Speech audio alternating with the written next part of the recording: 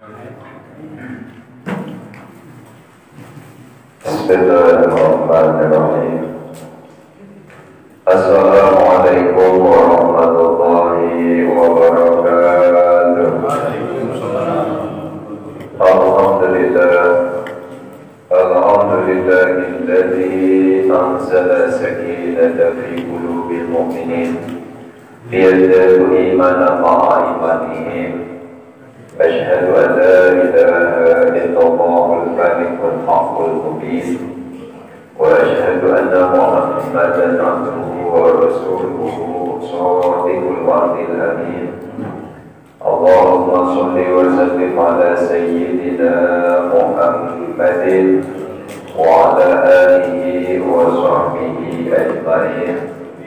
أما بعد قال سبحانك لا علم لنا إلا ما علمتنا إنك أنت العليم الحكيم. إلهي أنت مقصودي ورضاك مطلوبي أعطني محبتك ومعرفتك. إلى قدر شيخنا المقرر سيد الشيخ الأجاب صاحب الوفاة العارفين رضي الله عنه. الفاتحة. أعوذ بالله من الشيطان الرجيم. بسم الله الرحمن الرحيم. الحمد لله رب العالمين الرحمن الرحيم مالك يوم الدين. إياك نعبد وإياك نستعين اهدنا الصراط المستقيم صراط الذين أنعمت عليهم غير المغضوب عليهم ولا الضالين. Al-Mukarramun, para asatidz, para hujjah, para tokoh masyarakat yang saya muliakan, wabil khusus pemangku manaqib Bapak Yayat Supriyatna beserta keluarga yang saya muliakan, yang saya hormati Ketua NJTGN Tangerang Raya Ustaz Sulis, yang saya muliakan pengurus Yayasan Serba Bakti Pondok Pesantren Suryalaya Tasikmalaya yang saya muliakan, dan juga sesepuh-sesepuh kita yang berada di musola ini yang mempunyai wilayah ini. Mudah-mudahan Allah berikan kemuliaan kepada beliau-beliau itu, amin ya rabbal alamin. Dan juga guru-guru kita, ada Ustaz Anjilis, ada Ustaz Selamat, ada Ustaz Jami, ada Ustaz Suminto, dan juga Ustaz yang lain yang mohon maaf tidak disebutkan satu persatu namanya, namun tidak mengurangi rasa hormat dan ta'zim saya. Para ikhwan awal dari Qadiriyah wa Naqsyabandiyah Pondok Pesantren Suryalaya yang saya muliakan, alhamdulillah kita bersyukur di bulan ini, di bulan Sya'ban, kita masih diberikan kesempatan oleh Allah, karena 15 hari, 14 hari ke depan kita udah gak boleh lagi makan rambutan siang-siang gitu, gak boleh dah. Bisa udah gak boleh makan, sekarang habisin dah ya. Kalau perlu plus dengan piring-piring yang bawa pulang lagi gitu. Kita bersyukur sudah masuk di bulan Sya'ban, karena Nabi dulu 14 abad yang lalu memberikan satu doa pendek tapi fungsinya untuk 3 bulan. Allahumma barik lana fi Rajab wa Sya'ban. Ya Rabb, berikanlah keberkahan kepada kami di bulan Rajab, pun juga berikanlah keberkahan kami di bulan Sya'ban. Keberkahan umur, keberkahan umur Allah berikan kepada kita sehingga kita masuk di bulan Sya'ban. Doa kita secara tanpa kita sadari ini sudah dikabulkan. Sebenarnya ketika kita berdoa, apapun bentuk doa kita, itu sebenarnya Allah mengabulkan. Cuman bentuknya kadang-kadang kita pengen berbeda gitu ya. Ya Rabb, saya pengen duit. Allahumma in kana rizqi bis samai fa'anzilhu wa in kana fil ardi fa'ridhu wa in kana musiran fa'yazirhu wa in kana ba'idan fa'ridhu wa in kana haraman wa in kana qalilan fa'kazirhu. Ini kan kita demo ini. Doa ini kan demo kepada Allah. Maksa gitu. Maksa ya Allah, kalau misalkan rezeki saya masih ada di langit, turunnya apa? Ya cuma aja doanya pakai apa gitu ya. Cuma kalau doanya dipakai apa, waduh, ya rada kesel juga ya kan. Ya kalau misalkan rezeki saya masih ada di langit, turunnya apa? Kalau masih ada di dasar bumi, keluarin apa? Kalau misalkan masih jauh, deketin apa? Apabila halal, sucikan apa? Apabila sedikit, banyak apa? Ini sebenarnya kita sedang protes sama Allah dalam doa gitu. Makanya kalau ahli tasawuf begitu, ini jangan dipakai ya, doa ini jangan dipakai. Kenapa? Karena itu kan doanya maksa itu. Ya sejaminnya maksa itu. Nah sholatnya juga katanya memang. Nah dari mana itu ujungnya? Ya. Kan sholatnya cuma 2 rakaat ya, sholatnya 2 rakaat, tapi minta Allahumma inna rizki bissamai fa'anzirhu 1 tuh ya Rob, kalau rizki saya masih ada di langit turunin, wa inkana fil ardi fa'akhrijhu, apabila masih ada di dasar bumi keluarkan, wa inkana ba'idan faqarribhu, apabila jauh dekatkan, wa inkana haraman fatahhiruhu, apabila haram sucikan, wa in kana ba'idan faqarribu, wa in kana qalilan faqaddiru. 6 kita juga. Padahal sholatnya 2. Tapi gak jadi masalah. Alhamdulillah. Kita bersyukur Allah masih memberikan kesempatan. Tandanya ketika kita melakukan sholat itu menandakan kita tanda syukur kita kepada Allah. Dan tanda syukur kita yang lainnya itu adalah melalui dengan adanya riungan, zikiran, sholawatan. Ini tanda syukur kita kepada Allah. Kita datang dari tempat kita masing-masing ke musola ini, hakikatnya undangan ya. Secara kasat mata ini undangan dari Sohibul Bait, undangan dari pemangku marafir. Tapi sebenarnya Allah gerakan hati kita. Allah gerakan. Yang tadinya emosi itu belum pernah kemari, belum pernah tahu. Tapi alhamdulillah digerakkan. Siapa yang digerakkan? Ustaz Selamat. Ustaz Selamat digerakkan oleh Allah. Buat apa? Buat undang saya. Nah, jadi saya bisa kesini. Coba kalau ada undangan, ya belum tentu bisa gini. Nah, ini alhamdulillah kita bersyukur Allah berikan kita kesempatan. Sehingga di bulan Sya'ban ini Allah masih memberikan kesempatan kepada kita. Kan tidak ada jaminan. Nggak ada jaminan Pak, kita di bulan Sya'ban ini masuk ke bulan Ramadan. Sehingga doa kita ini masih tetap apa? Tetap harap keberkahan umur, tetap di bulan Sya'ban, melewati bulan Sya'ban. Sehingga doa akhir kita adalah wa balighna Ramadan. Itu ternyata doa puncak kita dari bulan Rajab, bulan Sya'ban, bulan Ramadan. Wa balighna Ramadan. Ya Rabb, sampaikanlah umur kami masuk bulan suci Ramadan. Nah, bukan hanya sekedar sampai, tapi juga bisa melaksanakan aktivitas Ramadan. Ini kan luar biasa. Kenapa? Karena tidak ada jaminan kita masuk bulan suci Ramadan. Ada jaminan nggak Pak? Pak RT ada jaminan nggak? Ada nggak? Nggak ada jaminan. Seselamat gak ada jaminan, sejamin gak ada jaminan, hajintis apalagi gak ada jaminan. Enggak ada Pak, gak ada jaminan, kita gak ada jaminan. Kali RT itu menjamin, enggak kita gak ada jaminan. Sehingga karena ini tidak ada jaminan, doa itu diperbanyak. Allahumma barik lana fi Rajab wa Sya'ban wa balighna Ramadan. Doanya adalah permohonan sampai kepada bulan suci Ramadan. Baik para ikhwan Allah taala wa syahadiyah yang saya muliakan. Saya tadi ketika mendengar Qori baca ayat yang terakhir tadi itu surat Ali Imran ayat ke-14 itu, ayat ke-14. Zuyyina lin-nasi surat Ali Imran.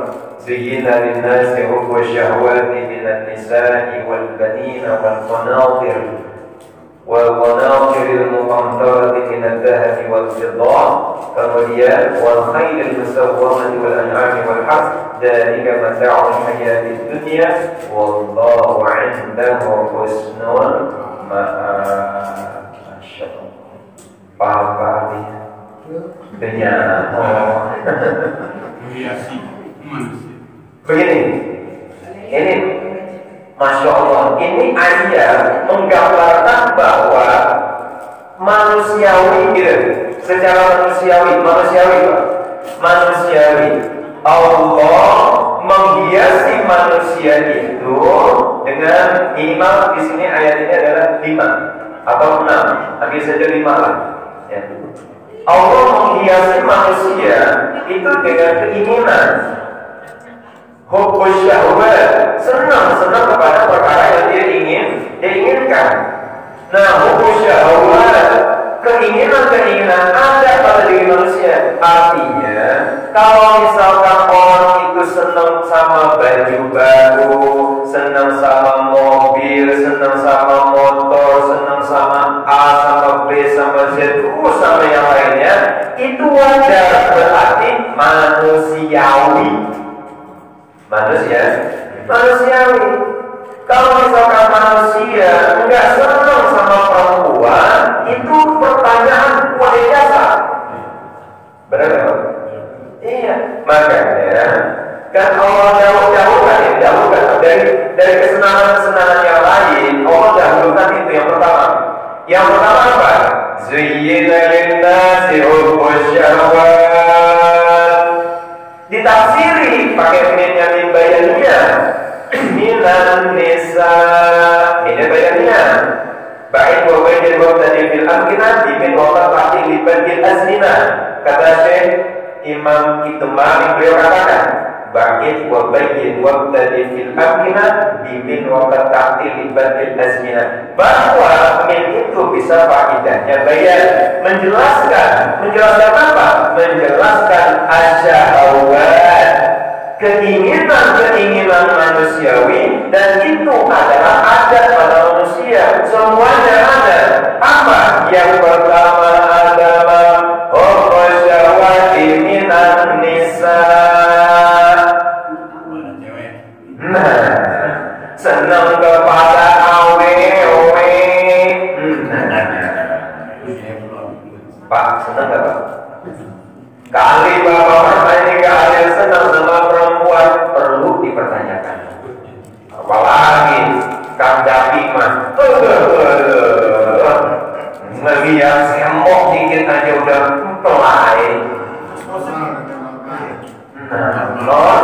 Makanya zuyyina linnas hubbus syahwat, senang kepada perkara-perkara yang dia inginkan, antara lain minan nisa, awewe, senang kepada perempuan, wajar Pak, wajar.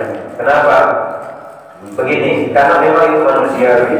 Nabi Adam saja ketika diciptakan oleh Allah sendiri itu ada tulisan, Pak, Nabi Adam diciptakan oleh Allah di dalam surga, semua fasilitas ada, semuanya ada, mau makan ini ada, makan itu ada, semua emas ada, semua intan berlian ada, semuanya, enggak kekurangan, surga namanya juga. Tapi ada satu yang kurang. Allah paham terhadap jiwa manusia. Akhirnya ketika Nabi Adam tidur, kemudian diambil tulang rusuk sebelah kiri, maka diciptakanlah dari tulang rusuk itu seorang wanita namanya Siti Hawa. Siti Hawa diciptakan oleh Allah dari tulang rusuk manusia, yaitu tulang rusuk Nabi Adam yang sebelah kiri. Makanya Pak, kalau tulang rusuk sebelah kirinya nggak ada, itu bagian daripada Bapak yang mana? Yang sekarang sedang manyun. Manyun nggak? Biasanya gitu. Biasanya kalau istri ketika dibilang, Neng, saya mau berangkat ngaji dulu ya. Tuh, bocah belum jajan tuh. Tuh, cucian belum dicuci tuh. Manyun baik. Ini sebenarnya bagian dari tulang rusuk kita, Pak. Kan bengkok ya? Secara ya begini, filosofinya yang namanya tulang rusuk itu kan bengkok. Jadi kalau dikerasin patah, kalau dibiarkan tetap bengkok. Jadi gimana? Lurus. Tuh. Bagaimana cara melulusnya Ustaz? Gampang. 100.000, 500.000, 1.000.000. Lurus tuh. Jadi bisa nggak? Bisa. Masuk tunduk, yakin dengan merah tunduknya. Ustaz, kalau 1.000 sering ribut. Nah, itu apa lagi? Mana keadaannya? Kenapa? Karena manusia itu wajar. Manusia kita diciptakan oleh Allah senang kepada perempuan. Wajar. Ini Pak manusiawi. Normal. Kalau misalkan kagak awe-awe, pasangan kafe, main anggar kita. Masya Allah. Naudzubillah min. Makanya Allah ciptakan kita ini ada pasangannya, manusia yaitu perempuan. Zuyyina linnasi hubbu syahwati minan nisa. Allah berikan kita kesenangan yaitu wanita. Satu tuh. Yang kedua, wal-banin, anak. Pak, kalau sudah ada istri, kan yang diinginkan apa? Yang diinginin adalah anak. Masya Allah, ternyata anak buah buah hati, belahan jantung. Betul Bu? Bu? Betul kan? Buah hati, belahan jantung. Berapa banyak orang yang sudah berumah tangga tapi tidak dikaruniai anak? Rasanya hampa. Makanya kalau misalkan enggak punya anak dengan yang satu, cari yang lain. Setuju Ustaz Sulis? Sejak ini setuju. Ya kalau dia setuju ini kan di video kan ini. Kalau istrinya ini awas ya. Boleh Pak, kalau kamu boleh kalau nah, itu repot lagi bisa selamat ini dibawakan ini. Enggak ada istri. Jauh dia. Ya Allah, ternyata memang begitu. Ini kan urutan ini. Urutan kesenangan yang Allah berikan kepada manusia. Manusia wajar lah. Manusia senang sama perempuan. Wajar, memang itu bawaan manusiawi. Manusia setelah dia menikah yang dituju dalam rumah tangga itu sakinah, mawaddah, warahmah. Bagaimana mau sakinah kalau enggak punya keturunan? Bagaimana mau punya mawaddah kalau tidak punya keturunan? Kan bingung nantinya Pak. Ini harta waris ini buat siapa? Keturunan kita ini mana? Sehingga apa yang kita miliki nanti apa? Kalau dimiliki oleh orang yang benar, kalau nggak benar, habis harta kita, habis juga kita nanti di neraka masuknya. Naudzubillah min. Masya Allah. Ini satu paket Allah turunkan.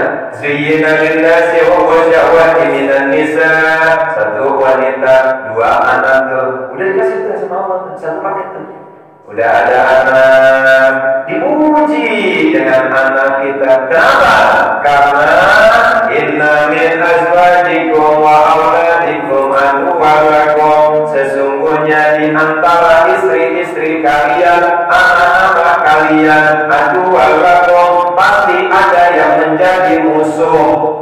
Musuh bagaimana? Musuh yang menghambat kamu untuk ibadah, musuh yang menghambat kamu untuk menuju Allah. Ini dianggap sebagai musuh. Musuh bukan musuh hakiki, tapi namanya musuh majazi.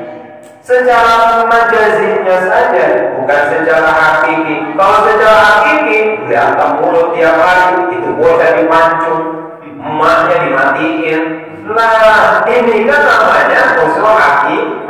Tapi di sini maksudnya adalah musuh majazi. Kenapa? Karena anak, harta, istri, semua itu adalah fitnatun, ujian bagi kita. Ujian apa? Anak jadi ujian buat kita.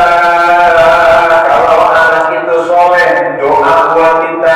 Kalau anak itu soleh, kebalikan dari soleh, dia akan jadi laknat buat kita.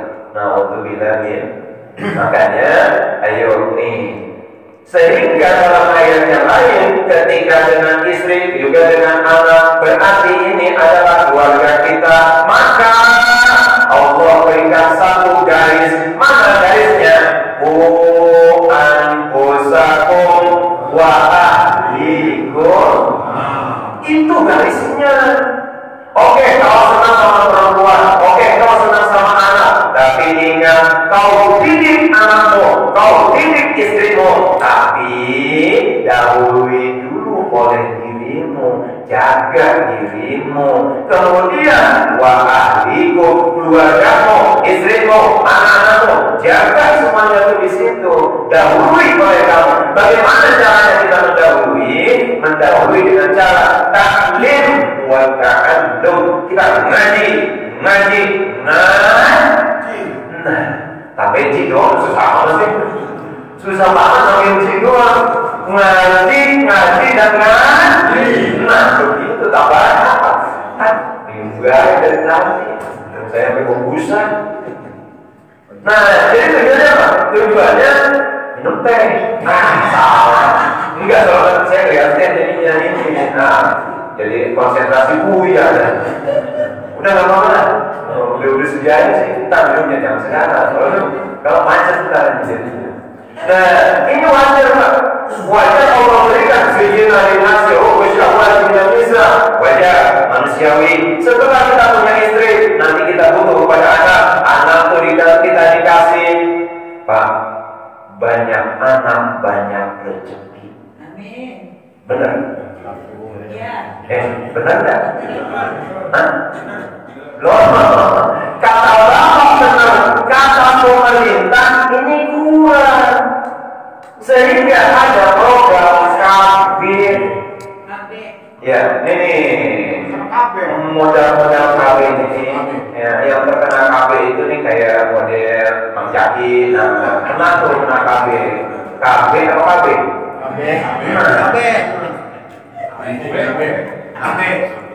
Dan motornya apa motornya? 2 anak lebih baik. Gitu, 2 anak lebih baik. Nah, orang tua kita dulunya udah begitu. Poinnya bukan 2 anak lebih baik. Panjangin, kalimatnya dipanjangin.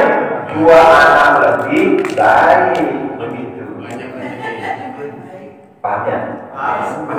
Kalau orang sekarang pahamnya adalah 2 anak lebih baik. 2 anak lebih baik. 2 anak lebih baik. Tapi orang tua kita malah nggak pakai koma. 2 anak lebih baik. Berarti anak banyak itu kan? Nah ini yang mereka pakai adalah apa dasarnya? Dasarnya yang dipakai oleh orang tua kita adalah banyak anak, banyak rezeki. Nah begitu bagus. Logikanya begini, punya anak 10, datang di bulan Ramadan, bawa duit plus dengan sirupnya. Tuh, 1 tuh, bawa anak-anak pertama, anak ke-10 itu bawa sirup, roti, duit 100.000. Nah, anak yang kedua bawa, anak yang ketiga bawa, yang 4 sampai ke 10 bawa semuanya. Tuh, banyak kebiasaannya. Banyak. Coba roti udah berapa? Udah 10. Pak itu kan. Dan ketika semuanya masih, besok buka warung. Gitu. Kan duitnya ada, jadikan itu modal. Tuh, banyak anak, banyak rezeki. Inilah orang tua kita, konsepnya adalah mereka itu keyakinan Pak. Ya Allah, orang tua saya itu cuma petani Pak, pedagang. Orang tua saya pedagang, emak saya cuma ibu rumah tangga. Masya Allah, ternyata bisa kecuali anaknya berapa? 11 saya. 11 anak orang tua saya punya anak tinggal 1, yang ada 10. Sampai sekarang masih ada 10. Coba anak yang ke-9 aja itu modelnya kayak gini. Saya anak ke-9 Pak. Coba jenggotnya udah putih. Yang ke-9 bagaimana yang Pak? Atuk ya. Masya Allah. Kayaknya melebihi kaki kayaknya. Saya panggil Kang karena pengen muda dia.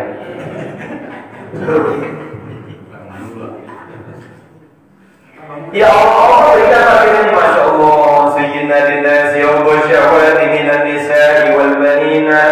Yang kedua adalah Allah hiasi kita ini satu dengan wanita, Allah berikan kita. Kemudian dari wanita Allah turunkan anak, dan anak ini adalah hiasan juga buat kita. Hingga tadi saya bilang bahwa ketika kita sudah dikaruniai istri, dikaruniai anak, ingat itu anakmu akan menjadi musuh, itu istrimu akan menjadi musuh. Kalau dia menghalangi untuk ibadah padamu, dia akan musuh dalam hidupmu. Sehingga fahdaruhum, kata Allah, hindari, jauhi. Artinya apa? Berikan dia pendidikan supaya dia mengerti bahwasanya kamu sedang ingin ibadah, begitu. Ketika kamu berikan pembelajaran kepada mereka, kamu ingin ibadah, maka kamu akan masuk dalam ayat anfusakum wa ahlikum nar. Jagalah dirimu dan juga jagalah keluargamu, istrimu, anak-anakmu, jaga semuanya itu. Kenapa? Karena anak bisa nyeret orang tua masuk ke dalam neraka.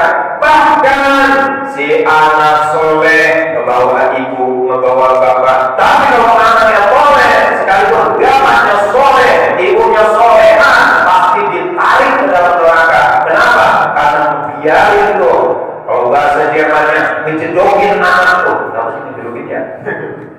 Membiarin anak itu hidup dalam kemaksiatan. Anak nggak pernah disuruh sholat, anak nggak pernah disuruh ngaji, sehingga dia nggak bisa sholat, nggak bisa ngaji, baca Quran juga nggak bisa. Coba kalau anak bisa ngaji mah, ketika kita dalam kondisi sakaratul maut, kita dibacain surat Yasin, dibaca sama si anak Yasin wal Qur'anil Hakim, plus ada Bang. Ada yang mau dibacain? Belum ya. Tadi ada yang mau dibacain, sekarang ya, siap.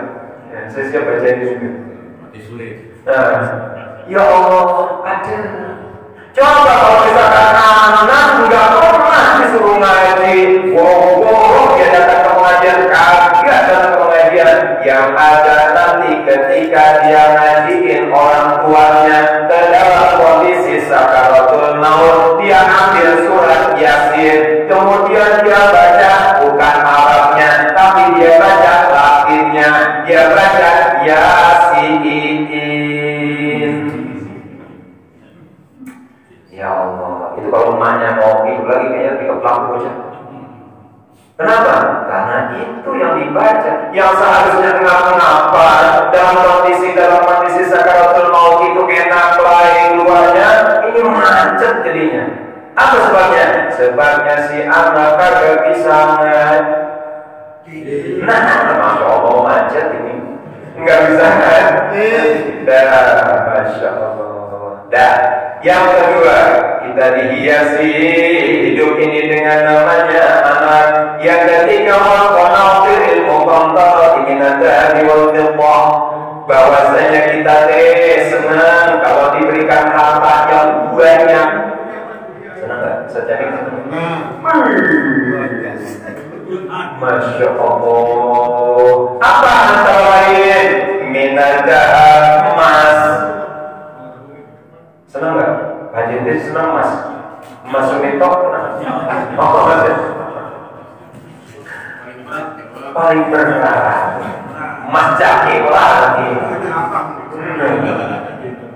Ya Allah, kita diberikan buat emas, fiddah, emas, perak.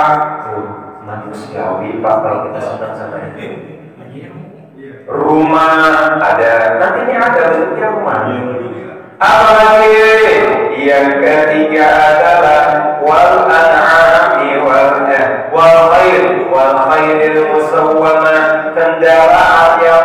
Tawar, Pajero.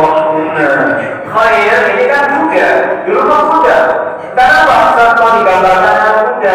Iya, karena dulu penjarahan paling hebat saat itu adalah kuda. Makanya Tuan Syekh Mana, karena beliau orang alim, waliyun min awliyaillah, wali kutub, sehingga beliau Allah karuniakan banyak harta. Makanya di antara doanya Nabi Allahumma aghnil ulama wa afkiril muallimin. Nah, ini doa ini. Kalau diamalkan, yang kaya itu para ulama. Nabi sering berdoa, ya Rabb, Allahumma aghnil ulama, ya Rabb, kayakanlah para ulama. Jadi jangan heran kalau Tuan Syekh itu kaya dan luar biasa. Imam Asy'ari kaya dan luar biasa. Masya Allah. Imam Syafi'i. Nah, gimana ya? Ya Allah, ternyata memang Allah sudah kayakan mereka dari sebab doa Nabi Allahumma aghnil ulama, ya Allah, kayakanlah para ulama kita, mereka kaya. Supaya apa? Supaya agama ini maju, agama ini tegak dengan adanya para ulama dan juga agnia, ulama yang kaya juga ulama. Masya Allah. Tuan Syekh itu punya 40 ekor kuda, yang semuanya satu ekor kuda itu kalau dinominalkan sehingga sekira 300 miliar atau 100 miliar. Satu kudanya saja kita ambillah 1 miliar umpama. 1 miliar harga kuda tersebut, dia punya 40 ekor kuda, berarti 40 miliar. 40 miliar apakah dimiliki semuanya? Enggak. Tuan Syekh merasa bahwasanya ini bukan milik saya, ini milik Allah, sehingga tidak ada yang masuk ke dalam hatinya, enggak ada yang masuk Pak sejenis duniawi. Ini nanti ayat ini terakhir nanti ditutup nih. Ditutup dengan apa? Wa indahu husnul ma'ab. Itu tuh nanti ditutup dengan ayat itu. Ini soal masih panjang ini ceritanya. Nah, saya ceritakan dulu Tuan Syekh.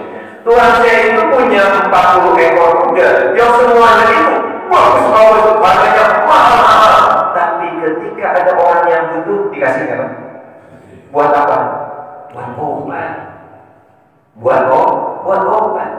Dikasih 1, 2, 3 sampai 40 kuda habis ke diberikan kepada orang yang butuh itu. Masya Allah. Imam Asy'ari ketika beliau berangkat pakai apa? Beliau berangkat pakai kendaraan yang paling mewah saat itu ada. Nah, baju yang beliau pakai itu baju yang sangat mahal saat itu enggak ada. Beliau bikin supaya apa? Supaya agama ini tidak direndahkan. Agama ini tidak direndahkan. Suatu hari Imam Hanafi punya murid namanya Imam Abu Yusuf.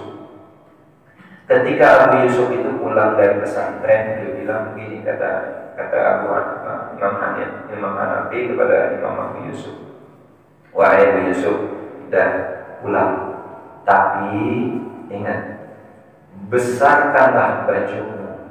Artinya kalau kau nanti pakai baju yang besar, gamis pakai, udang-udang pakai, jubah pakai, supaya apa? Supaya nanti ketika kau pulang di kampung, kau punya ilmu dan orang tidak akan merendahkan kamu.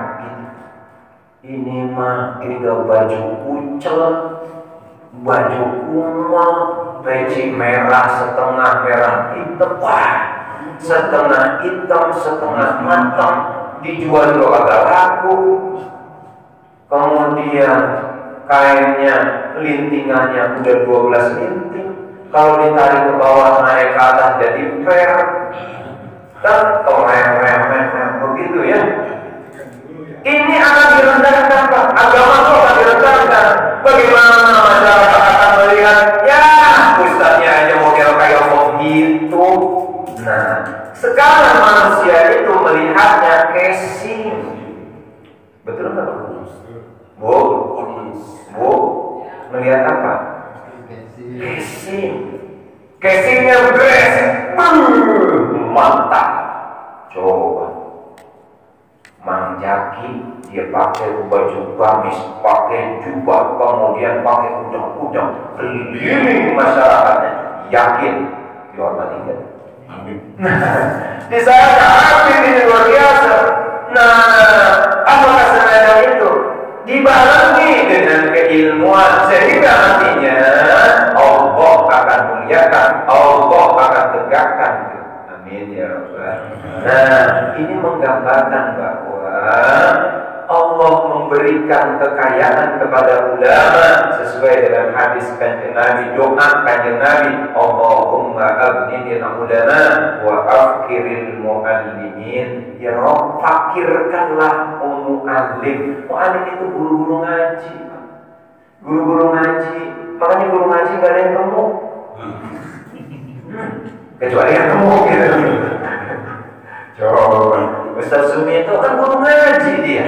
Lah saya juga kan guru ngaji. Nah, ini kita tiba-tiba masuk dalam doa kanjeng Nabi, wa akhiril muallimin. Ya Rabb, fakirkanlah orang-orang yang mengajar ngaji itu. Tapi ada juga sih kaya, ada gitu. Nah, berarti itu pengecualian. Kullu syai'in mustasnayat gitu. Jadi ada pengecualian. Perjalanan dari bupati.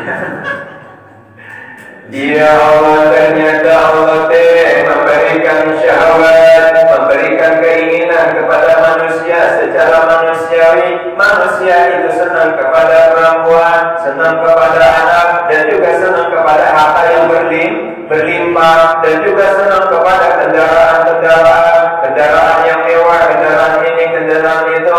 Dia pasti akan senang, wajar, itu manusiawi. Dan juga mereka senang wal an'ami wal harth, mereka juga senang kepada tanah luas, tanah lebar, mereka senang sawah, mereka senang tanduran, mereka senang ternak, mereka senang untuk semuanya.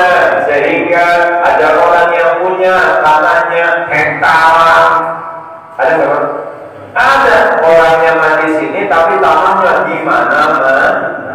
Tapi ingat Pak, kita bersyukur. Jadi jangan sampai itu tanah-tanah itu tuh yang ada itu malah jadi beban buat dia nanti di padang mahsyar. Kenapa? Karena yang paling banyak dipertanyakan nanti adalah orang kaya. Tuh, nah, kalau mendengar hadis ini kayaknya nggak mau jadi kaya. Kenapa? Karena nanti dipertanyakan itu terkait dengan harta. Kenapa? Karena Rasulullah sampaikan, Yus'alul mar'u. Nanti nanti orang itu akan ditanya, ada 4 pertanyaan. Umurmu kau habiskan di mana? Badanmu kau gunakan untuk apa? Hartamu kau gunakan untuk apa? Nah ini nih, umurmu kau habiskan di mana? Ilmumu kau amalkan di mana? Kemudian yang lain juga dipertanyakan. Tapi semuanya itu pertanyaan satu. Tapi terkait dengan hartamu kau dapatkan dari mana? Kau keluarkan kemana? Aina iktasabahu wa aina anfaqahu. Dari mana kau dapatkan, kemana kau nafkahkan? Itu jadi pertanyaan dua itu aja beratnya luar biasa. Apalagi tanahnya hektaran.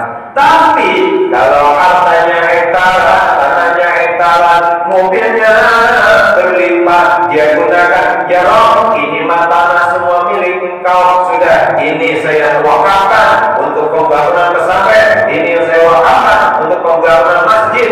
Makanya Pak, kita bersyukur nih ada seorang mu'allaf yang dia masuk Islam dengan hartanya. Coba bayangin Pak, 1 hari masukkan dada buat dia, hartanya berapa? 1 hari 1 M. 1 M, sejamin. Nah kalau kita mah ember kan ya, plus kena cucian ada dalamnya tuh.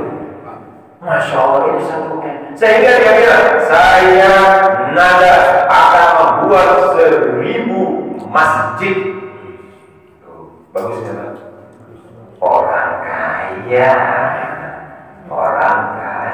Orang kaya mah ngomong menjadi Pak. Dan kalau kita ngomong laler gak mau datang. Ya Allah. Dan lanjut. Terakhir nih, yang terakhir itu adalah Dzalika mata'ul hayatid dunya. Tuh istri, anak, harta, kendaraan, sawah, kambing. Itu semua adalah mata'ul hayatid dunya, perhiasan hidup di dunia. Itu masih nyawi, Pak. Nah, masih mau yang kayak gitu? Pak, masih mau?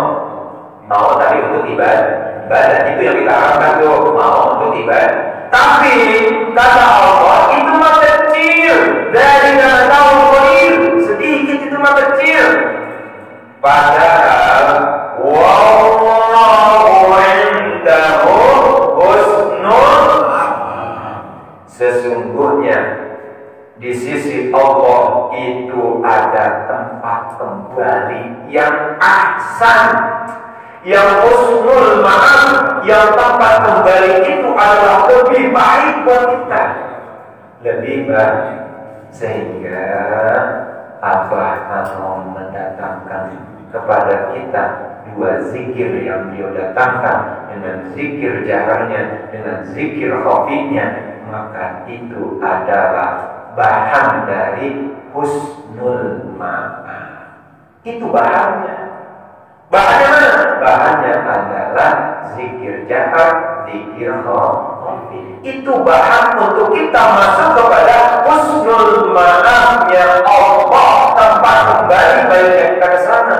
Kenapa? Karena orang yang sudah masuk dalam itu, zikir jahar sudah ada, zikir khafinya sudah ada, Allah panggil sebagai orang-orang yang tenang, sebagai orang-orang yang senang, sebagai orang-orang yang mutmainnah. Allah panggil, ya